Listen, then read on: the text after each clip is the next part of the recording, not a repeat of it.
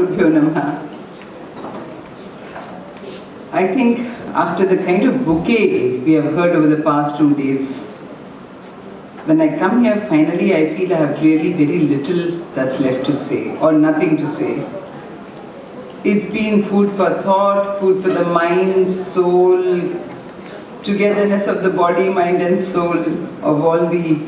I think it's been such a wonderful journey. Thank you, Ravi, for getting us here to listen to these people and to every single principal of all the 3 schools and the entire staff and everybody else. All teachers, students, amazing work managements, everybody who's made this little journey for us possible. And I can one thing for sure say, which is slightly probably not different, but maybe resonating a lot of feeling, is that I leave richer from here than when I came. Therefore, do I have something to offer? Not really. Do I want to say something? Yes. So, all these storytelling sessions that we have had reminds me of 3 things. The first one was when Gandhiji was taken to a rural school first in a village, and he was being introduced by the principal, 3 stories, and he was being introduced by the principal. He walked from, this is Mona, meet her, she teaches history, that is Ravi, he teaches geography, and he goes through, the principal walks Gandhiji through all the line. And at the end of the line, he turns back, he does namaste to everyone, and he says, I salute the divinity in you, and finally he says, Principal, but you haven't told me who teaches children. So, I think, therein lies the essence of all that we heard since yesterday till now. Are we able to establish that connection? That's the first story. And subjects, time, dates have very little relevance. After doing all the MITs and Harvards and everything, when we come back to our city and in reflection, as they say, after every learning, some reflection is required to ask ourselves, who made the difference? There may be some kindergarten teacher who made the difference. That's one. The second story of what we have learned over the past 2 days is a story I feel related to it in the sense that, and they say this is a real story, that there was a doctor who was a heart surgeon and he had his trainee with him, and whenever he would go for his surgery, he would say, and he would do like 5 surgeries a day, and he would stop by and say, give me 10 minutes between each surgery, even if the OT has to wait. So finally, the intern who was watching him for over a few days stopped him one day and asked him, Doc, are you a theist that you remember your God, that every surgery you walk into should be successful? Are you a complete disbeliever in a certain ways in which you say, okay, my meditation will help me, I don't need to worry about other things? So he looks at his student and says, no, I'm not a theist, I'm not an atheist, I'm probably not even an agnostic, but I have something to help you learn, and that is that I've studied medicine, I've studied surgery, I am a known heart surgeon, but when I get into every surgery, I need these moments of silence so that I'm never in an auto mode.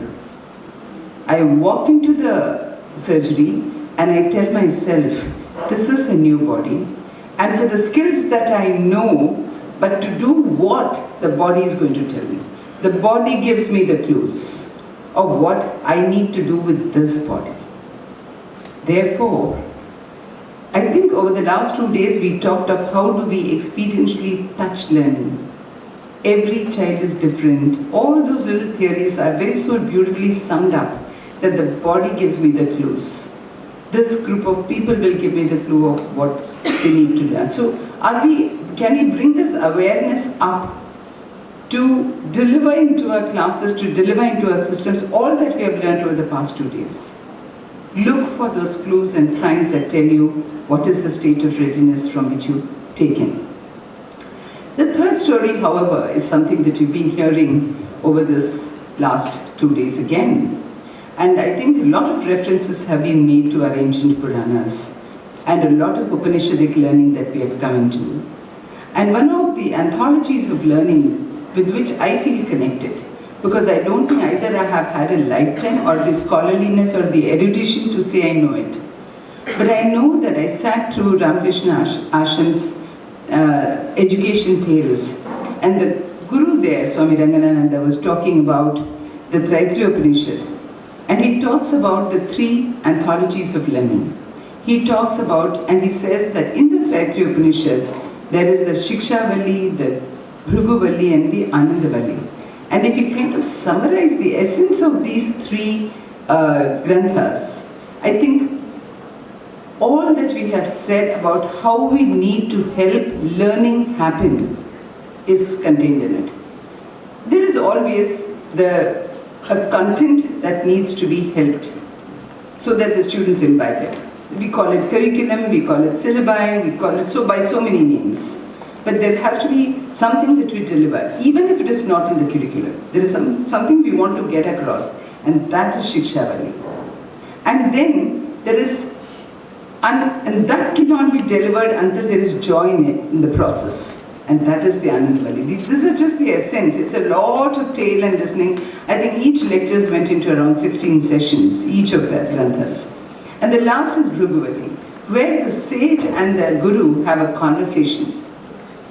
And in this conversation, it's to oversimplify matters, the Shishya asks the Guru, Guruji, why does the sun always rise in the east? And yesterday we just heard about, and we know it, by modern sciences, how it does neither rises in the east nor sets in the west always. So why does it rise? So he looks at the Shishya and says, do you all think that actually the sun rises in the east? Let's find out together. You come back with some answers, I'll come back with some questions and answers, and together we'll take the journey of finding out what it is. That's Bhrigu, that says the art of questioning. And I think we heard it all, the concept of the more new phrase of learning, which is called the flipped learning. Can you do all of that and come? So these are some of those related tales to which we walk our journeys of helping our ecosystem, putting the ecosystem in place for all of us to learn. And it doesn't have to be a big school, it could be a tree, it could be any place. And I think no better example than what you heard this morning, to whom, after which I think there's very little to talk about education. Now, having said all this, fast forward. And these are the stories of education, and of course, before fast forwarding it, I think let's look at what all happened.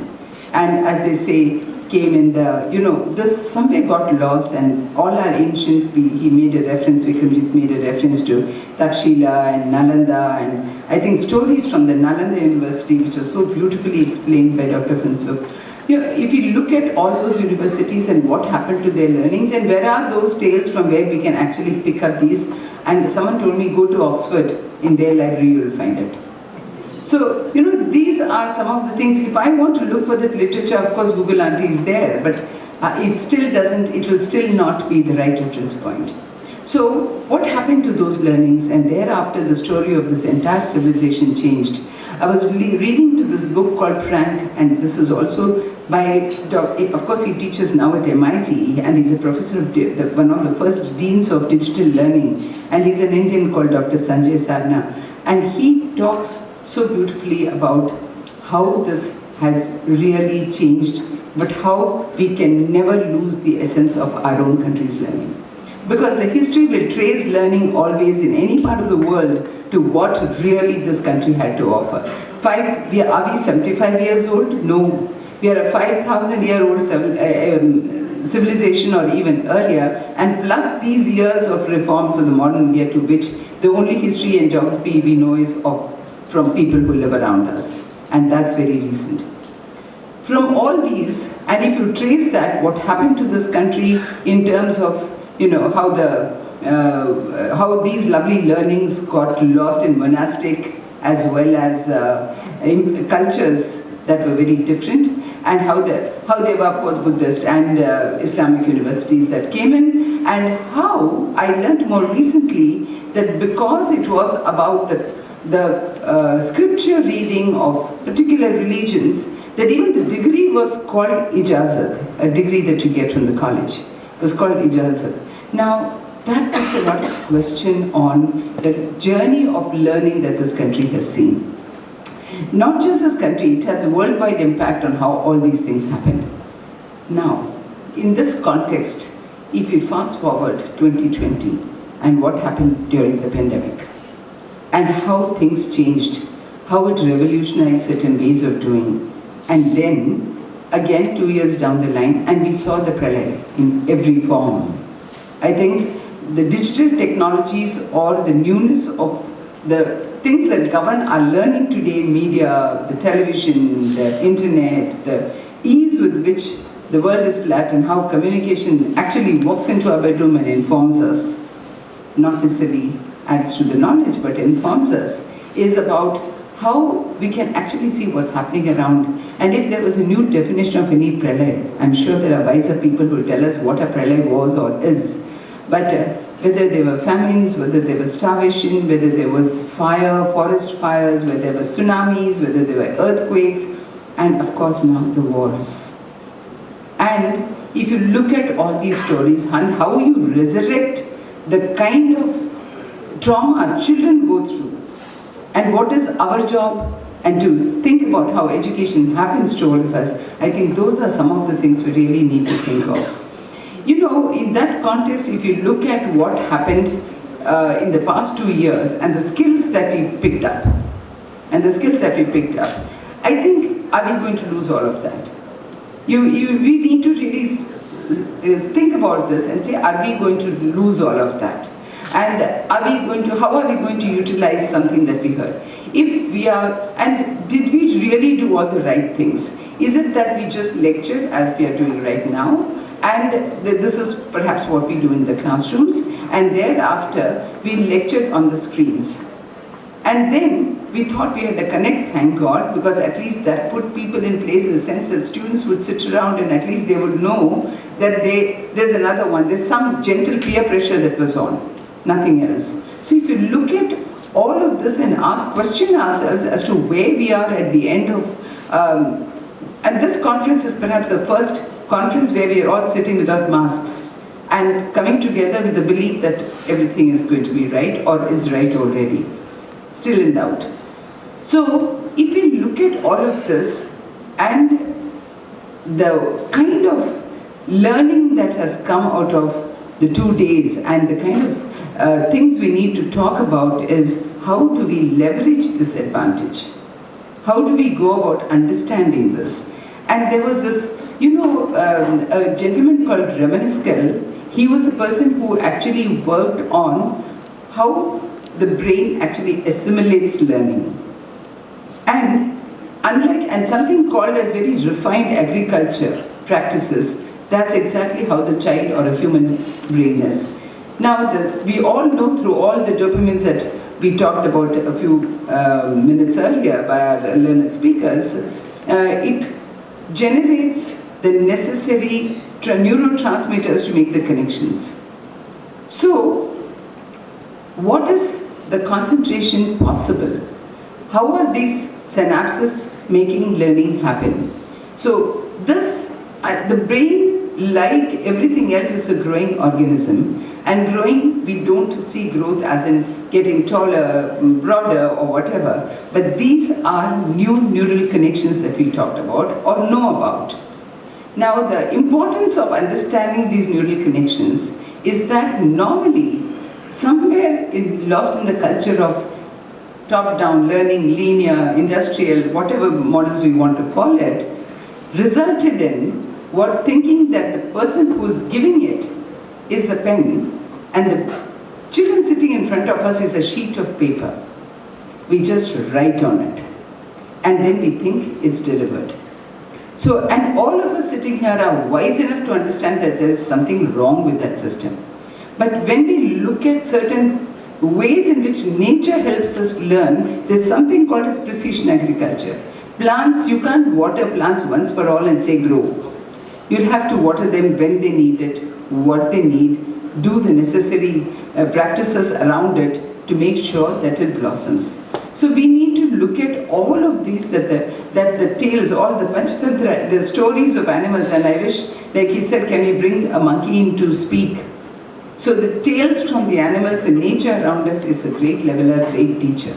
I think we've got all our knowledge from there, and if we really connect to that, we'd be doing a much better job. You know, when we talk of, I'll take a few more minutes because there's so much that can be said, but I want to talk of 3 seminal experiences that I think that transformed my connect with the learning in a way which went deep enough to care about children. These are just personal experiences. And this to me is also a realm of experiential learning, which I think many people through their growing up years, through their joys and sorrows, through their play and business, understand. So nothing new. But the first one I want to refer to is, being a services child, we were transferred from one place to another, and therefore every place where we go, we would have lost some bit of learning. So when you lose some bit of learning, the one person to help you is your mother at home. So I know this, there are very, all nature again. So a lot of plants, I think everybody sitting here, when the teacher first teaches the shoe flower, the hibiscus flower, as one for parts of a plant, or parts of a flower, and they make you draw, because it's very easy and clear in our parts of a flower. You can draw. And the way we hold our little pencils when we are in class 1, 2, 3, and we color it deep red, it actually leaves an impression on the other sheet if you turn the page. And in the days of my growing up, there was nothing like the sophisticated stationery you have now, and therefore but if I can recall, that's something very active. The mother taught at home, and I felt that when I went to write my so-called test or exam, I was well versed. I really didn't require the teacher, because she opened up the flower, she put the various parts there and said that this is the sepal, the petal, the androecium, the gynoecium, and she didn't use these words, stamens and carpels were easier familiar, or in Hindi, Sri Kesar, Kesar, those are the kind of names you will find in any language that as long as that got communicated, you learned. So this active learning took place because it was immersive, it was active, it was experiential, you touched it, you felt it, you responded, you felt it was one-on-one connection, and therefore the learning stayed because you learned with all your faculties and all your senses. So that kind of learning, does it happen in school? Are we able to personalize education, or are we engaging ourselves in the process of standardizing education? That's a question as institutions we need to answer, that every parent a teacher and every teacher a parent concept, and the deep learning that we all engage in is very critical. So this is one seminal experience which I actually call experiential learning, and when you can make that connection, maybe it's useful. The second thing was not over one incident. This was, I think, watching it for 3 months. The thing is, in our days, I remember collecting those red velvet puchis, as you used to call them, in matchboxes and put them inside and feel it. And you used to collect it from near bushes, small little berke bushes. You collect them and keep them. Or also, allowing you catching hold of a larva from a leaf, a butterfly larva from a leaf, and pushing it inside another box and pushing all the leaves in it. And when you put the leaves in it, it grows. For some time it moves. It's a very earth-grounded animal. And what this thought that I'm sharing with you came much later. At that time it was only an experience. However, it made significance, meaning to me personally, because after that time, it suddenly, after about 2 weeks, it suddenly goes into a silent zone. It cocoons itself, it wraps itself, lies kind of dormant for a while. But when it breaks its wings open, it flies. It flies, and you don't have to help it. You help it, you trouble it. So it just flies out. The mode of locomotion, including the mode of locomotion, has changed. What was an insect-looking creature now has wings to fly, but in the process leaves its cocoon behind. So if you're learning, now if this is a metaphor for learning, then there's the story of the butterfly, the story of the bees, the story of the ants. If you go into the depths of how they all live their lives and what messages they bring to humanity, such small creatures which can crush under your feet. And if we were to write stories of what the ant told the chapel, what the ant told the shoes, and asked children to write, I think the dialogues would be interesting to watch. And that's puts this question in your mind. Something that was just crawling now flies after it left something behind, and what could be the nature, nurture, genetics of such a thing, and that translated into what it does to your mind. So if you want to move, and once it begins to fly, the colors are marvelous, the genetics really hits you. But even more interesting is that you know, when we are all afraid of change. We're really afraid of change, whether we really want to move cities, whether we want to move levels. There's something, even just moving home from one place to another frightens you. So the experiential part of it here is that, you know, the butterfly flits from flower to flower. And as it flits from flower to flower, so does the bees, and so do the ants when they carry their loads. And if you look at all these metaphors around us in nature, they are one thing that tells you that as they go around sipping nectar, they are in the constant state of motion, finding new grounds from where they can actually hunt their food.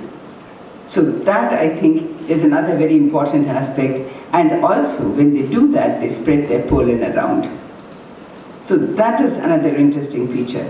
So this was a second seminal experience that makes you think in terms of experience, of what learning does to you and at what level it triggers of learning. And you can move from there to the MIT scholars, go to School of Education, look at Howard Gardner, look at David Perkins, look at John Richard, and then look at all their books, look at the 5 disciplines of the mind. You can look at all those experiences, and suddenly it hits you with such a simple concept, and how do we deal with it? The last experience.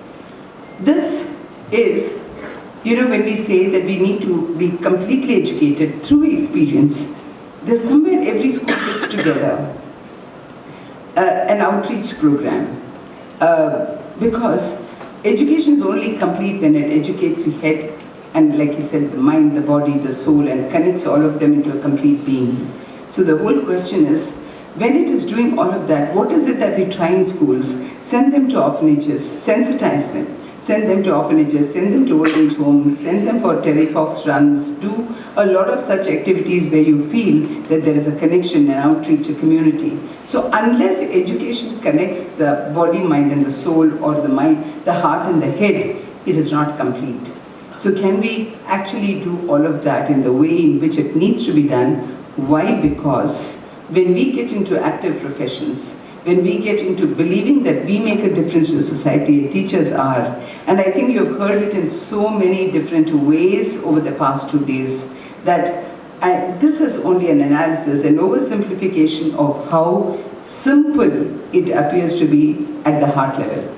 So the whole thing is that in this third one, the one thing comes very clear, that you have to be passionate about what you do, and therefore your whole self, which has to bring out the entire empathy, the compassion and the learning together. You have to find your passion and purpose. Put them together, otherwise in no job, as a CEO of a bank or a multinational company, or in business, or a simple class teacher in school, holding the hands of the 3-year-old that walks in trust, and like Lincoln said, don't forget, he's my son. So from there, for the entire journey's life and how they deal with various circumstances, some of these experiences that you've had personally in life changes you. And I think that's yet another part. So I almost like to finish by saying, if you can combine passion and purpose, if you can blur the line between personal and professional levels of work, if you can do that and bring, like it happened naturally. The classrooms entered the bedrooms of people. The teachers entered the realm of parents. The parents doubled up as teachers. So look at that connect. So we function in a complete ecosystem, some which are defined by the boundaries of our schools, some defined by the communities that we exist, some defined by religions that we practice, and some defined by the country limits, and some can fight with wars and destroy everything that we develop. But I think there is hope because we are teachers. With these few words, I want to end with a very short poem. I think he will otherwise show me the watch. And that is my time up? Okay. Go to the poem. Okay. So the last part is, this is a very short poem called Diamond in the Rough by an anonymous, so I don't even know who's written it. So, just a diamond in the rough is a diamond sure enough, for before it ever sparkles, it's made of diamond stuff. Of course, someone must sharpen it or it'll never be sharpened. Someone must find it or it'll never be found. Someone must grind it or it'll never be crowned. But when it's found and when it's crowned and when it's burnished bright, the diamond is everlasting, spreading all its light. Oh, teacher disappointed, don't say you've had enough. The worst pupil in your class may be a diamond in the rough. So thank you very much.